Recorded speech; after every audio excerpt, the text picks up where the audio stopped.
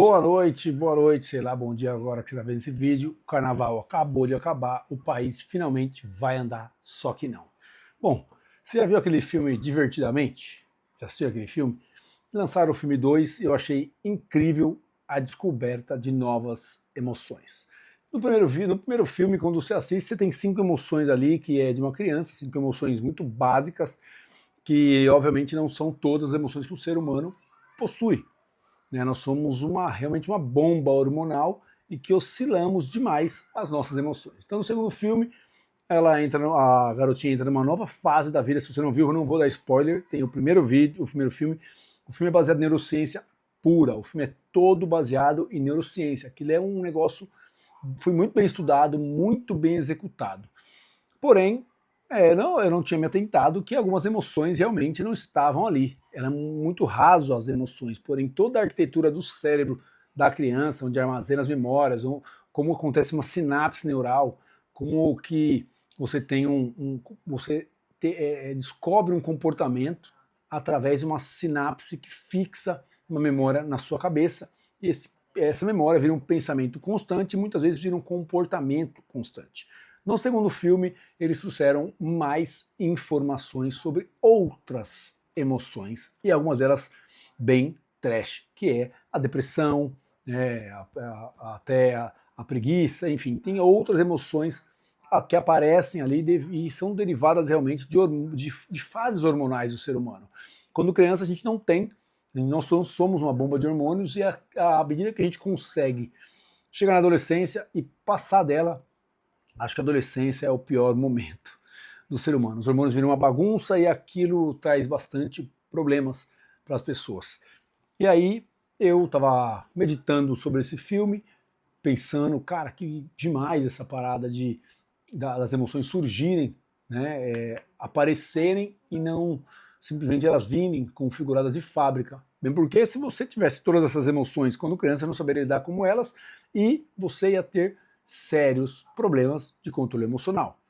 E aí é que a gente chega nesse ponto desse vídeo. Controlar as emoções. Como que eu controlo aqui? Eu tenho um caderninho, eu fiz algumas anotações aqui. Então, como que eu controlo as minhas emoções? Autoconhecimento. Através do quê?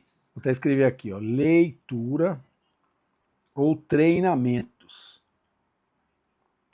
Então, eu já fiz as duas coisas, já li muito e já fiz muitos treinamentos de treinamento de liderança, treinamentos de autodesenvolvimento, treinamentos holísticos. Já fiz terapias holísticas em grupo, já fiz várias coisas que me levaram a ter um maior controle sobre as minhas emoções. Eu nunca tive depressão, nunca tive ansiedade, nunca tive, obviamente, que alguns momentos da vida em que eu passei dificuldades, eu tive momentos tristes e isso poderia ser confundido com a depressão, mas eu perdi meus pais, eu perdi meu irmão mais velho, e essas perdas não são nada fácil de se atravessar quando se tem 18 anos, que era a idade, 18, 19 anos, que era a idade que eu tinha quando eles se foram. E realmente aquilo me fez uma pessoa muito cascuda, vamos assim chamar, que sabe lidar com essas pancadas. Porém, existem outras emoções, como decepção amorosa, já tive algumas também, e é bem trash quando se passa por isso, mas devido a essa resiliência que eu perdi pessoas para sempre, perder alguém que pode ser temporário, ou alguém que não foi arrancado de mim do nada, foi uma decisão da pessoa, eu muito consciente, eu aceitei que ela tinha que ir embora. Isso é autocontrole, isso é autoconhecimento. E obviamente eu tenho aqui 2 livros que um eu estou terminando de ler e outro eu estou começando a ler, mas já gostei muito, que é esse aqui, esse eu estou começando, é dos 9 tipos de personalidade.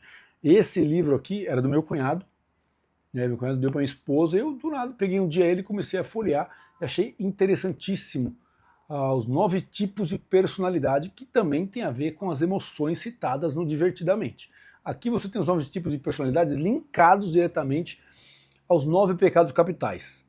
Eu sei, você vai falar que são 7. Porém, neste livro eles juntaram mais 2, que eles pegaram do Inferno de Dante e mais um outro, pecado capital de um outro livro, ficaram 9 pecados capitais. Além da gula, luxúria, egoísmo, eles colocaram 2 a mais, que também não deixa de ser sentimentos. O cara que é egoísta, ele é muito egoísta, ele tem um sentimento de posse em tudo.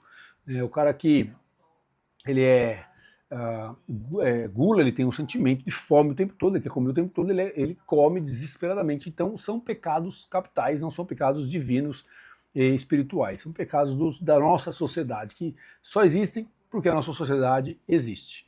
E aqui eu tenho um livro que eu já estou na metade, e é um livro bem questionável, que são as 48 Leis do Poder. Cara, esse livro aqui era um livro de cabeceira do Pablo Marçal, entre outros que ele já leu, né?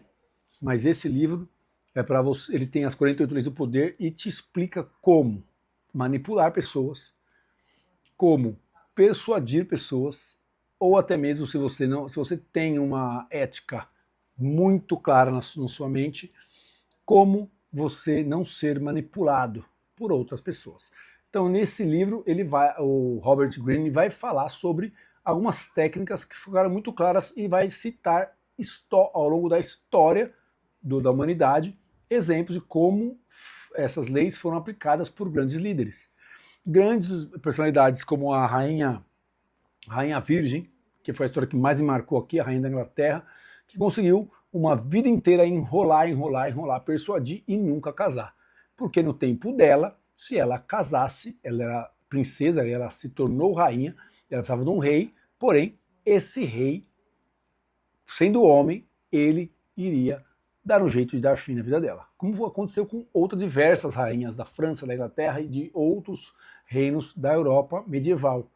Esses reis que ascendiam através de casamento, eram duques, eram condes, e eles eram apresentados às rainhas para que houvesse um casamento, e a rainha não ficasse sem homem, eles acabavam envenenando, eles acabavam fazendo a linhagem familiar dele tomar conta do trono inglês. O que não era certo, porque às vezes o cara nem era nascido na Inglaterra. Por exemplo, Elizabeth II, ela casou com um duque, que era o príncipe da Grécia. Ele abdicou do trono dele para casar com a rainha Elizabeth II, ou a primeira, se não me engano, acho que foi a segunda.